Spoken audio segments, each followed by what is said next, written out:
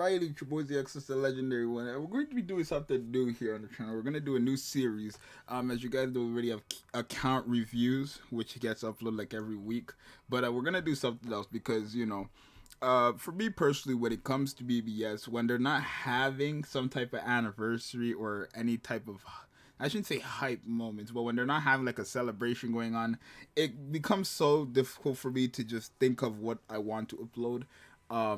Right? Because I have counter reviews already, but I don't want to upload that every day, right? But I think this is actually going to be good. I actually got this idea from another YouTuber that plays a different game, Tower of Fantasy. Holiest his name is. But we're going to be talking about if you should be maxing out specific characters. So in the first one we're going to be doing, it's going to be AIZEN, right? This video is going to be about AIZEN.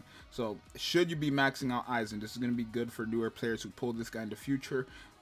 Most likely the second one is going to be Art Book Ichigo. I think those are easily the two characters that every player has the most access to, especially now that we're getting the compensation of the Choose a 6-star now, right?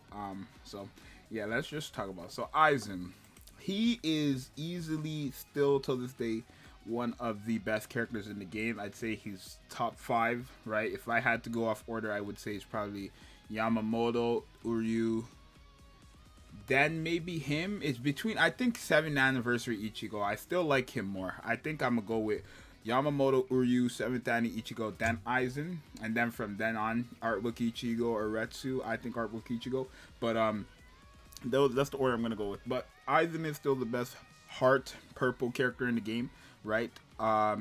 He's still very fantastic, can be used in literally everything in the game, right? Even Brave Battle, not with this new build people are doing, which is the Pierce Barrier and Start Barrier. I believe that's what it is, or it's I don't know what the build is exactly. I know it's Pierce Barrier, but it might be Start Barrier too. But yeah, I would say Aizen is probably the most universal character in the game, literally because he can be used everywhere, besides stages where like you can't bring heart characters, right? But you can be used in Guild Quest, Arena, Brave Battle, anything in the game that's, doesn't require him to be a specific typing. So let's talk about what he can do. So Aizen here, right? I'm gonna have it on screen here, but Aizen here, right? He has drain and weaken on all his skills. He has 847 SP. He has double killer. The killer is kind of a yikes, to be honest. Not really. I mean, especially now in Brave Battles, actually. I mean, it doesn't really change anything, but it's Soul Reaper and Captain, right? Soul Reaper and Captain, practically the same thing. The only Soul Reaper, or only Captain character in this game that's not a Soul Reaper are like Shinji, a couple Shinjis, and then one Kensei, right? But besides that, everybody that's a Soul Reaper, or everybody, most of the people that are captain, 98% of the players in this game, or characters in this game that are captains, are Soul Reapers. So he basically has one killer, but for those like 4 or 5 characters who have captain with a different affiliation, that's where it comes into play, right? He has built-in full stamina, 20% bruiser, debilitator plus 5 seconds, devastation plus 40%, frenzy plus 2, havoc plus 20%, hit enemies built-in, sharpshooter, and then Sprinter plus 1 with the innate skills, 50% chance to dodge Soul Reaper damage, and paralyzed duration. So like I said, most universal character. He's gonna hit hard everywhere because he has the frenzy plus 2, and he has the built-in hit enemies, so you don't need to waste your time with your T15 or T20 being your hit enemies or putting on a Zeta pill, right? So off his skills, like I said, fantastic. And because he is a Hollow and Soul Reaper, you do have options. We don't have any Hollow gear, right? So it doesn't really change anything, but he's allowed to go into Hollow events or Soul Reaper events, which is good, right? Like let's say it's like Hollow, I don't know what it would, I guess it wouldn't matter really, but if it says Hollows only, then guess what, you can use him and stuff like Senkaimon and stuff, right?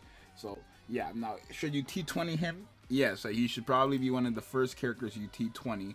And we're actually going to do that now because I don't have him T20, but I do have the mats to T20 him. And I'm going to show you guys what you should get him for his T20 because, again, he already has stuff built in that you normally would get, like full stamina. But it doesn't really change anything. I think even though he has full stamina built in, you should still get full stamina damage for him, right, on T15. And then T20 could be anything up to you. Right, we're gonna see what I go with here. Right, so let's see what I'm probably gonna give him for my T20. And then if any of you guys want to T20 him in the future, you can go off this too. So again, like I said, even though he already has built in, you might as well put that full stamina to 45%.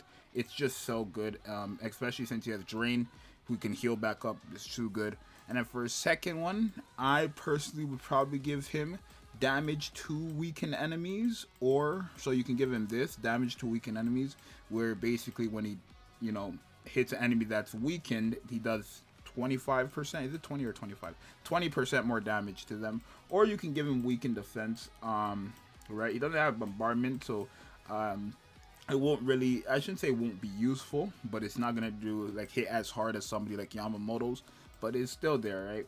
Or you can give him, you know, I mean, whatever. You can give him. I think that's what it is. Damage to. I think I will give him this. Damage to weakened enemies, right? I could give him weakened defense, but I think I want to give him damage to weakened enemy, right? Because again, he doesn't have the chance to what's it called? The thing is, he's probably gonna one shot. That's the only thing. So I might actually give him I might give him weakened defense. No, I'll give him damage to weakened enemies. If you want, you can change it in the future, anyways. But I'll give him damage to weakened enemies, right? Most of the time, he's gonna one shot. But for those stages like IT, where he probably won't one shot, and they actually do get weakened, I can have that for that. So yeah, he is a character I do think is a must T20, right? The character I do think you should build up.